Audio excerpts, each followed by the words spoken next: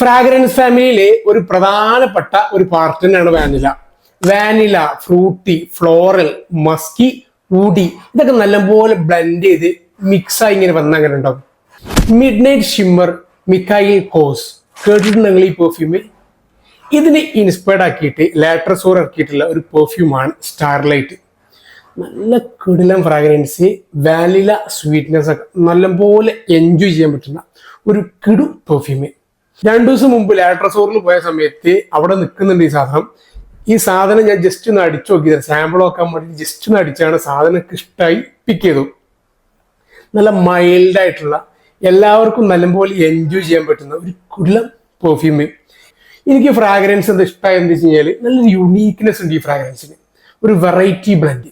ഒരു 1-2-3 ഹവേഴ്സ് നല്ലപോലെ കിടിലം പ്രൊജക്ഷൻ കിട്ടുന്നുണ്ട്. അതുപോലെ ഒരു 6 to 8 ഹവേഴ്സ് ഒക്കെ നല്ലപോലെ ലോഞ്ചിവിറ്റി കിട്ടുന്ന ഒരു കിടിലം പെർഫ്യൂമിനാണ് ലാട്രസോറിന്റെ സ്റ്റാർലൈറ്റ്.